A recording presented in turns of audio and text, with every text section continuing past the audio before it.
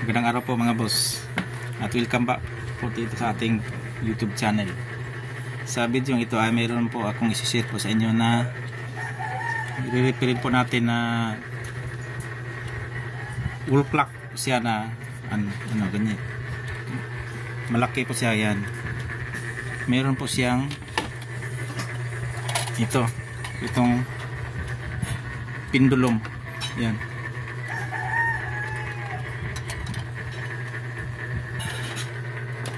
Pero hindi po siya yung wall clock na mechanical. Siya pa ay isang electronics na wall clock.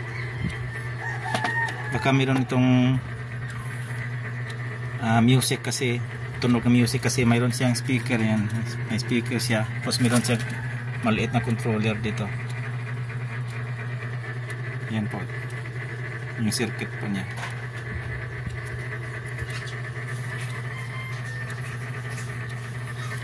Yung kanyang battery ay malaki ito. Dalawang size D pero hindi po siya naka series. Kasi iba-iba yung connection po niya ay hiwalay. Baka 1.5 tagwa 1.5 yung sinuplayan po niya. Kasi meron ding supply itong pendulum kasi yung controller po niya meron siyang coil, tapos yung kanyang sabitan ng pendulum ay para gagalaw po siya, meron siyang magnet. Ito magnet po to. Ayan.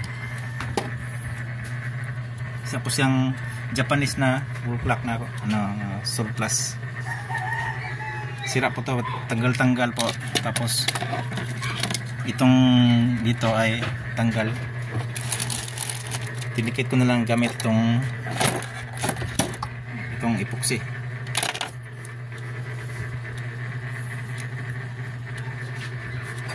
Tapos tinisting ko itong kanyang pinaka ng kanyang wall clock ay okay naman, gumagana na po siya. Gumagana po siya.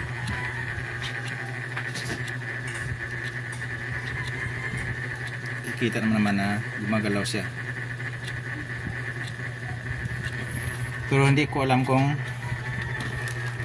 kasi mayroon siyang mga connection, wire connection, kung lalagyan ba yung ng battery yan o kasama na yan dito sa dalawang size D na battery na nasa labas.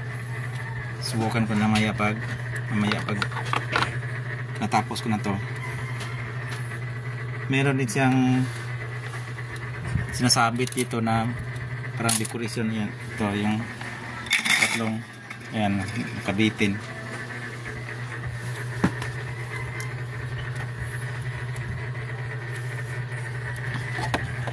Ito pa rin itong kaniyang lagayan ng battery ay ayusin ko pa kasi kinakalawang na yung isang spring ay puputol na nga. Putol na nga yung isang spring. Kalawang siya.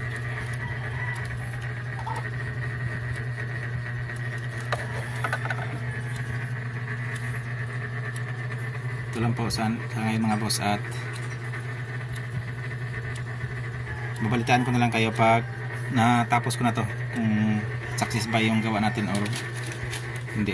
Pero itong kanyang pinaka wall clock ay okay naman, magana po siya.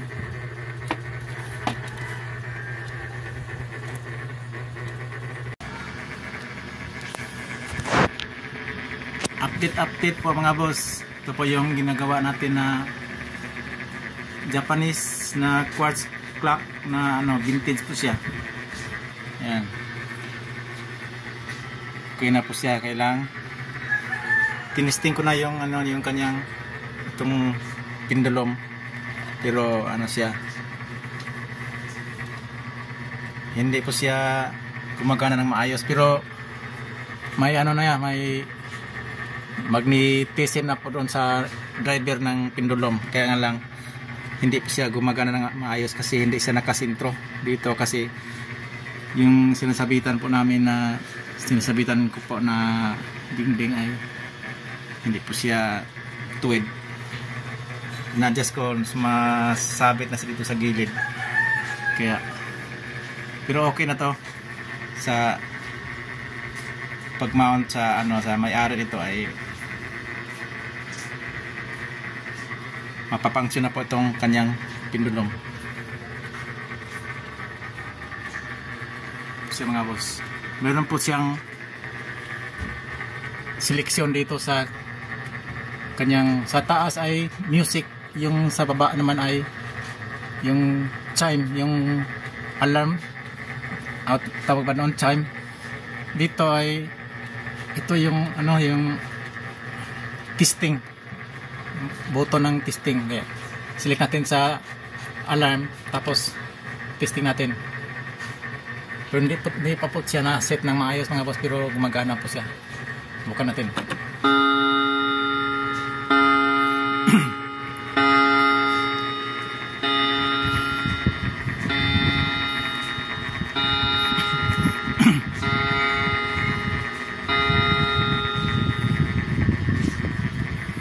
Yan po yung kanyang chime. Dito po yung sa baba, yung sa taas yung music. Select natin tapos testing. Yan.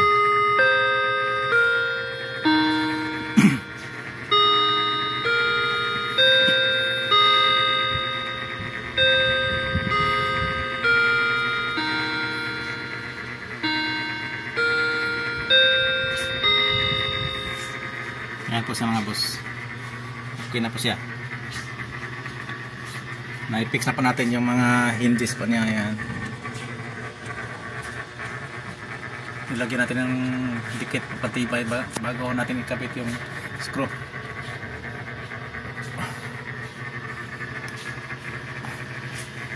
At ito po yung kabuuan na kanyang itsura mga boss. Yan, ganyan po siya. Medyo maganda, elegant po siya tingnan. Ayan.